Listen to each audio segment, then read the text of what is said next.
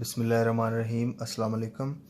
इस वीडियो में डिस्कस करते हैं कार्सिनोमा ऑफ मैक्सिलरी साइनस का टॉपिक।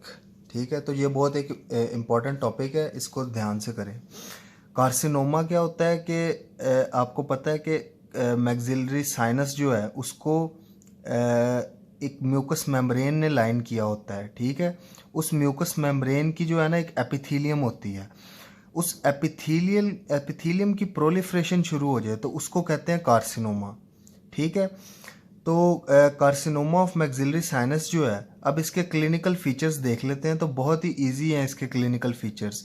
आप इसको जो है ना एनाटॉमी के हिसाब से याद रखें कि इंफीरियर कौन से स्ट्रक्चर्स हैं, सुपीरियर कौन से स्ट्रक्चर्स हैं, पोस्टीरियर कौन से हैं।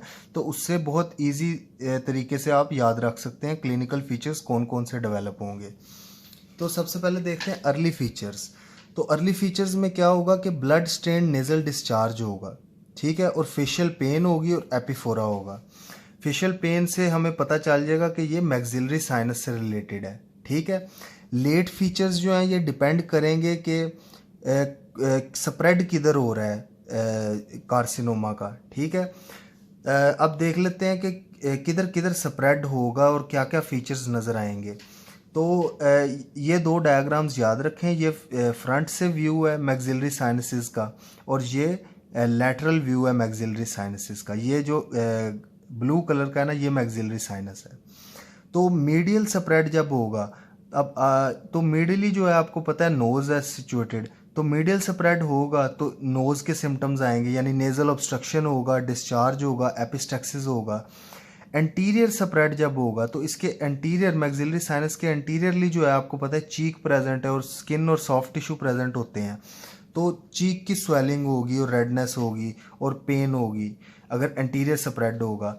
इन्फीरियर स्प्रेड होगा, इधर से नीचे जाएगा तो नीचे डेंटल रीजन है तो डेंटल पेन होगा, दांत में दर्द होगा, हार्ड पैलेट की स्वेलिंग होगी और टूथ लूजनिंग होना शुरू हो जाएगी। इन्फीरियर स्प्रेड होगा। तो सुपीरियर स्प्रेड होगा तो ये आइज़ में ऑर्बिटल सिम्टम्स आएंगे, जैसे प्रोप्टोसिस होगा, डिप्लोपिया, डबल विजन होगा, एपिफोरा होगा। इसके बाद पोस्टीरियर स्प्रेड पीछे को जो है, तो पोस्टीरियरली आपको पता है इधर जो है टेरिगो मैक्सिलरी फोसा होता है, या ये जॉ के मसल्स आ रहे होते हैं, तो इन मसल्स का स्पैज़म हो जाएगा तो लॉक जॉ हो जाएगा। ठीक है, लॉक जॉ को कहते हैं ट्रिस्मस, यानी कि स्पैजम्स ऑफ जॉ मसल्स, और ट्रिस्मस डेवलप हो जाएगा। या फिर ये इंट्राक्रेनियली भी स्प्रेड हो सकता है, ब्रेन में जा सकता है। इसके अलावा लिम्फ नोड्स के थ्रू स्प्रेड होगा। लिम्फ नोड्स जो है ये यूजुअली रेयर होता है, लेकिन अगर हो तो सब मैंडिबुलर और अपर जगलर नोड्स जो है ना वो स्वोलन हो जाते हैं, सब मैंडिबुलर और upper jugular nodes. Metastasis, systemic metastasis इसका रेयर है, पर अगर मेटास्टेसिस हो तो लंग्स में और बोन्स में ये carcinoma of maxillary sinus metastasise करके जा सकता है। ठीक है, तो ये क्लिनिकल फीचर्स हैं। आपने इसको इसकी एनाटॉमिकल फीचर्स के, इसके रिलेशंस के लिहाज से याद रखना है कि ऊपर सुपीरियरली आई है तो ऑर्बिटल सिम्टम्स होंगे, सुपीरियर स्प्रेड है। इन्फीरियरली डेंटल रीजन है तो डेंटल सिम्टम्स होंगे। पोस्टीरियरली जॉ है, जॉ के मसल्स हैं तो उनका ट्रिस्मस हो जाएगा, लॉक जॉ हो जाएगा। एंटीरियरली आएगा तो एंटीरियर पे आपको पता है चीक है तो चीक स्वेलिंग, एडिमा हो जाएगा और रेडनेस होगी और पेन होगा, या इंट्राक्रेनियल जा सकता है। तो ऐसे आपने क्लिनिकल फीचर्स को याद रखना है। इसके बाद देखते हैं डायग्नोसिस कैसे होता है कार्सिनोमा ऑफ मैक्सिलरी साइनस का। तो हम रेडियोग्राफ करवाते हैं, एक्सरे, तो हमें ओपेसिटी नज़र आ जाती है मैक्सिलरी साइनस के रीजन में, और एक्सटेंट जो है मैक्सिलरी साइनस का कि उसने बोन इरोजन किया या किधर किधर स्प्रेड हुआ है, एक्सटेंट देखने के लिए सीटी स्कैन करते हैं, और इसके बाद डेफिनेटिव डायग्नोसिस के लिए बायोप्सी करते हैं। ठीक है, इसके बाद क्लासिफिकेशन देख लें कि जो कार्सिनोमा ऑफ मैक्सिलरी साइनस है इसको हम कैसे कैसे क्लासिफाई कर सकते हैं। तो तीन जो हैं वो तरीक़ेकार हैं क्लासिफिकेशन के। सबसे पहला है ओहेंग्रेन्स क्लासिफिकेशन। ओहेंग्रेन्स क्लासिफिकेशन में क्या होता है, हमने ना एक ओहेंग्रेन लाइन ड्रॉ करनी होती है। ये अब मीडियल कैंथस है आई का। ठीक है, मीडियल कैंथस ऑफ आई से जो एंगल ऑफ मैंडिबल है, ये जो एंगल है इधर तक हमने एक लाइन ड्रॉ की, इसको हमने कह दिया ओहेंग्रेन्स लाइन। अब इस लाइन से ऊपर ऊपर जो मैक्सिलरी साइनस है, इसमें अगर कार्सिनोमा प्रेजेंट होगा तो उसको कह देंगे सुप्रास्ट्रक्चरल, और अगर इसके इन्फीरियर नीचे लाइन के नीचे जो है मैक्सिलरी साइनस का एरिया, इसमें कोई कार्सिनोमा डेवलप होगा तो उसको कह देंगे इंफ्रास्ट्रक्चरल। तो ये ओहेंग्रेन्स क्लासिफिकेशन है, सुप्रास्ट्रक्चरल और इंफ्रास्ट्रक्चरल। इसके बाद दूसरी क्लासिफिकेशन होती है AJCC classification, American joint committee on carcinoma classification. ठीक है, तो इसमें कैंसर को तीन कैटेगरीज में क्लासिफाई किया जाता है कि या तो वेल डिफ्रेंशिएटेड है, यानी कि जो ओरिजिनल सेल्स हैं उनसे काफ़ी मिलता जुलता है, ठीक है, उसको कहते हैं वेल डिफ्रेंशिएटेड, या मॉडरेटली डिफ्रेंशिएटेड है, या पुअरली डिफ्रेंशिएटेड है। इसके बाद तीसरी क्लासिफिकेशन होती है लेडरमैन्स क्लासिफिकेशन। लेडरमैन्स क्लासिफिकेशन में क्या करते हैं, हम दो वर्टिकल लाइंस, दो हॉरिजॉन्टल लाइंस ड्रॉ करते हैं। ये जो दो हमने लाइंस ड्रॉ की हैं, ठीक है, इन लाइंस को हॉरिजॉन्टल लाइंस ऑफ सिबेलियो भी कहते हैं। ये किधर किधर ड्रॉ करनी है, पहली लाइन जो है ना वो ये जो ऑर्बिट है, ऑर्बिट के इन्फीरियर पार्ट से गुजर रही होगी। ये इधर आइज़ हैं, आपको पता है, तो ऑर्बिट के इन्फीरियर पार्ट से पहली लाइन गुजर रही होगी, पहली हॉरिजॉन्टल लाइन।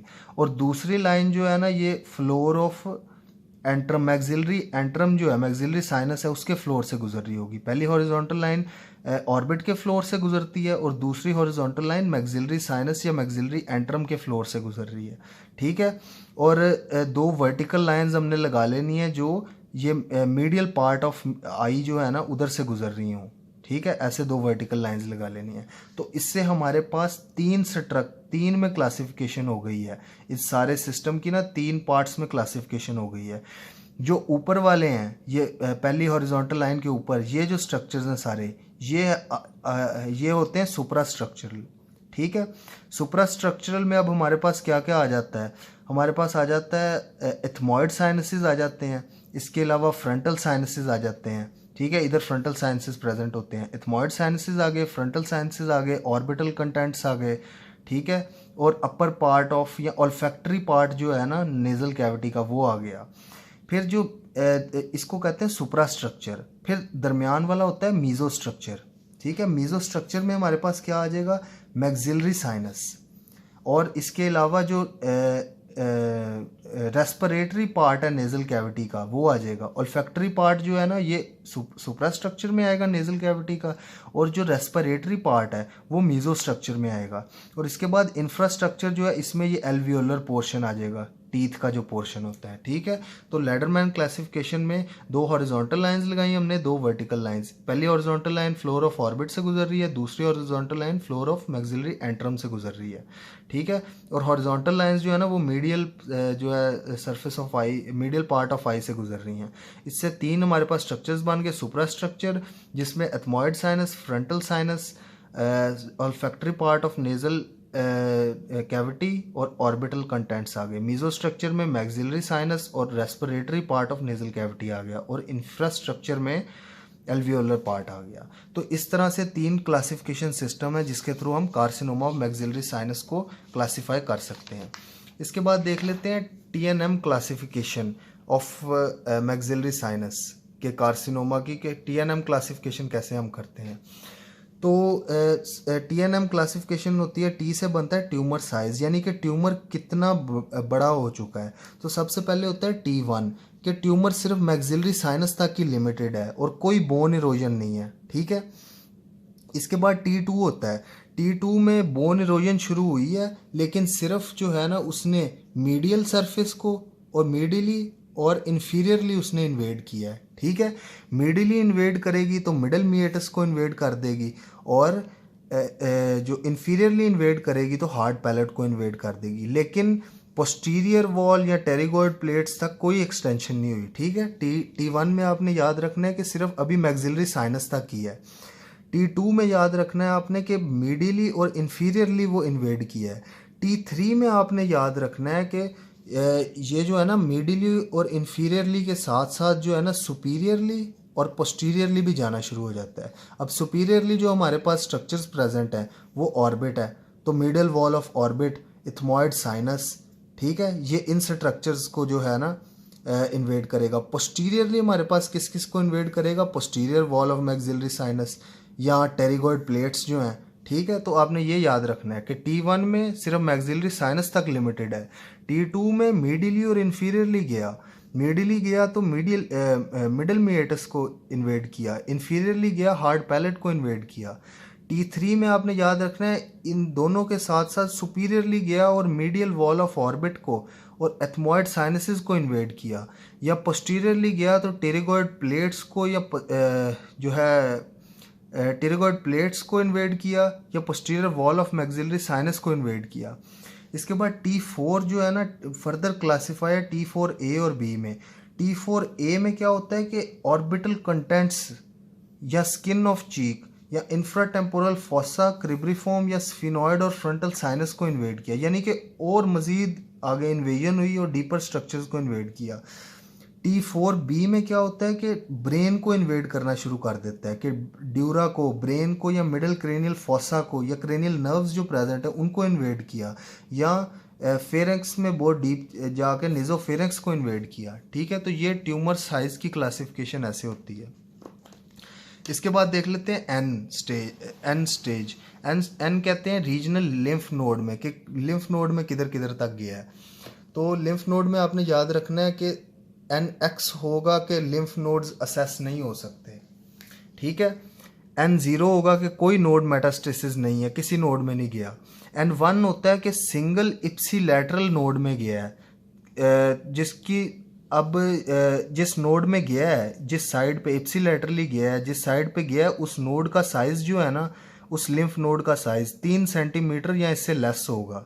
ठीक है, N2 में क्या होता है कि सिंगल या मल्टीपल इप्सिलैटरल या बाईलैटरल नोड्स में जाएगा, कि इप्सिलैटरल भी जा सकता है, बाईलैटरल भी जा सकता है, एक या एक से ज़्यादा में जा सकता है, लेकिन जिधर भी जाएगा, जिस लिम्फ नोड में भी जाएगा, उसका साइज, उस लिम्फ नोड का साइज 6 सेंटीमीटर से ज़्यादा नहीं होगा। ठीक है, N3 में होता है कि किसी भी लिम्फ नोड में चला गया है और उस लिम्फ नोड का साइज 6 सेंटीमीटर से ज़्यादा हो गया, तो ये N3 है। ठीक है, ये रीजनल लिम्फ नोड्स की क्लासिफिकेशन ऐसे होती है। NX के लिम्फ नोड असेस नहीं हो सकते, N0 कोई मेटास्टेसिस नहीं है, N1 सिंगल इप्सिलैटरल नोड में गया है जिसका साइज 3 सेंटीमीटर या लेस है, N2 सिंगल या मल्टीपल नोड्स में गया है, इप्सिलैटरली या बाईलैटरली गया है, पर नोड का साइज 6 सेंटीमीटर से ज़्यादा नहीं है। N3 का मतलब है कि किसी भी कोई ऐसे लिम्फ नोड में गया है जिसका साइज 6 सेंटीमीटर से बढ़ गया है। इसके बाद M से बनता है मेटास्टेसिस, कि डिस्टेंट मेटास्टेसिस है कि नहीं है, तो MX से बनता है कि असेस नहीं हो सकती मेटास्टेसिस। M0 का मतलब है कि कोई डिस्टेंट मेटास्टेसिस नहीं है, और M1 का मतलब है कि मेटास्टेसाइज किया है। ठीक है, अब स्टेजिंग जो है ना वो हम इसी TNM क्लासिफिकेशन के अकॉर्डिंग करते हैं। इसको याद रखने का तरीका क्या है कि आप लिख लें पहले स्टेज 1, 2, 3, तो T1, T2 और T3 ऐसे सब्सिक्वेंटली लिख दें, और बाकी जो N और M है वो दोनों में पहले तीनों स्टेजेस में 0, 0 कर दें, और जबकि T ट्यूमर साइज जो है वो 1, 2, 3 कर दें। और T4 में क्या होगा, 4 की आगे 3 जो है ना टाइप्स हैं, 4A, 4B और 4C। 4A जो है उसमें क्या होगा, T4N0M0 या T4N1M0। ठीक है, मेटास्टेसिस नहीं होनी, मेटास्टेसिस सिर्फ 4C वाले केस में होगी। ठीक है, 4B में क्या होगा कि कोई भी T का लेवल, और N2 इसके अलावा M0। मेटास्टेसिस आपने याद रखना है कि किसी स्टेजिंग में नहीं होती, सिर्फ 4C स्टेज पे होती है। 4C स्टेज में क्या होगा कि कोई भी T का लेवल, कोई भी N और M1 यानी मेटास्टेसाइज कर गया है। ठीक है, तो ये आपने TNM क्लासिफिकेशन और स्टेजिंग याद रखनी है। इसके बाद देखते हैं ट्रीटमेंट क्या होती है मैक्सिलरी साइनस के कार्सिनोमा की। तो जो स्टेज 1 और स्टेज 2 है उसकी ट्रीटमेंट होती है सर्जरी और रेडिएशन। सर्जरी हम कौन सी परफॉर्म करते हैं, मैक्सिलेक्टमी करते हैं। ठीक है, मैक्सिलेक्टमी के लिए आपने याद रखना है कि वेबर फर्गोसन इंसीजन देते हैं। वेबर्स फर्गोसन इंसीजन क्या होती है कि ये देखें, ये आइज़ के नीचे से शुरू करना है, along the lateral wall of nose and along the philtrum, upper lip, इधर तक ये इंसीजन देनी है, ऐसे ओपन करना है फिर, और मैक्सिलरी साइनस जो है ना उसको ओपन करके जो कार्सिनोमा है उसको रिमूव करना है।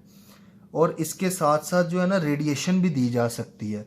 रेडिएशन अब जो है ना या तो प्री ऑपरेटिव दे सकते हैं या पोस्ट ऑपरेटिव दे सकते हैं। ठीक है, प्री ऑपरेटिव देंगे तो प्री ऑप जो है ना रेडिएशन कितनी देनी है 500 सेंटीग्रेड। ठीक है, और पोस्ट ऑप देनी है 5000 सेंटीग्रेड। पोस्ट ऑप देनी है 5000 से 5500 सेंटीग्रेड। ठीक है, ग्रे यूनिट होता है रेडिएशन एब्जॉर्प्शन का, कि एक ग्रे इक्वल होता है कि कितनी रेडिएशन एब्जॉर्ब हो रही है 1 kg ऑफ बॉडी मास में। तो सेंटीग्रे होता है कि 10⁻⁻² ग्रे। ठीक है, तो ये यूनिट है कि कितनी रेडिएशन अब्जॉर्ब होती है उसका। तो स्टेज 1 और स्टेज 2 में आपने याद रखना है सर्जरी करनी है और रेडिएशन देनी है। सर्जरी कौन सी करनी है? मैग्जिलेक्टमी। मैग्जिलेक्टमी में वेबर फर्गोसन्स इंसिजन देते हैं। इसके बाद T3 और T4 लीजन्स हैं, यानी कि ज़्यादा इन्वेजन हो गई है, तो इसके लिए कंबाइंड रेडिएशन और सर्जरी यूज़ की जा सकती है। दोनों प्रोसीजर यूज़ किए जा सकते हैं। और इसके अलावा कीमो रेडिएशन भी दी जा सकती है, यानी कि कीमोथेरेपी प्लस रेडिएशन। कीमोथेरेपी में कौन कौन सी ड्रग्स दी जा सकती हैं? 5-फ्लोरोयूरासिल दी जा सकती है या सिस्प्लेटिन दी जा सकती है। ठीक है, ये ट्यूमर को के साइज़ को रिड्यूस कर देती हैं। तो ये था treatment carcinoma of maxillary sinus का।